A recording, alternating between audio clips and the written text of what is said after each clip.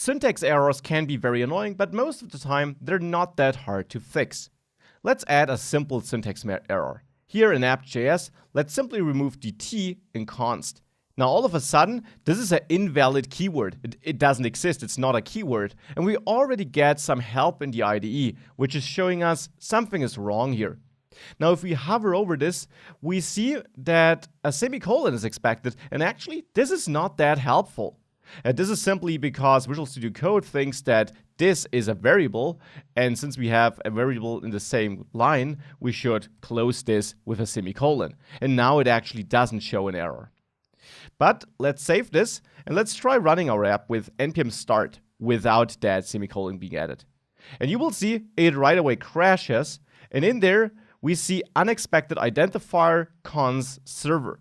So in the end, whilst it doesn't clearly tell us that we forgot the t here, because it's not smart enough to understand that this is the error here, we still see that the error seems to be stemming from this line. And in such cases, as dumb as it sounds, you should simply take a closer look at this line and see what could be wrong there. And you should quickly be able to see, I forgot a t here. So these are syntax errors. Other errors would be that you maybe go to the routes.js file, and let's say you forget a closing curly brace here.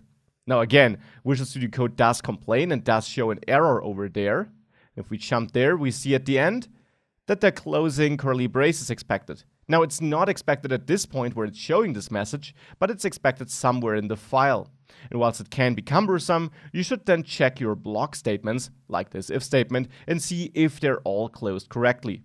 In Visual Studio Code, you also get some help, because if you click next to such a curly brace, you see that this line gets highlighted, and it actually shows you where it thinks that this is getting closed. And this is far too much at the bottom here, for example.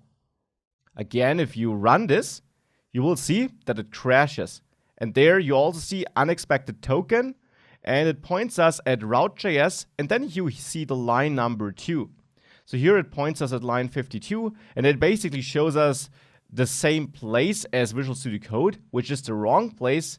But in such a case here, you should really take the IDE help, see that error message, and then go through your file and see, where could I be missing a character? Or where do I have an extra closing curly brace? Or something like that.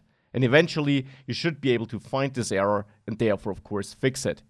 So syntax errors should always result in an error message, and then it can sometimes be hard to find them.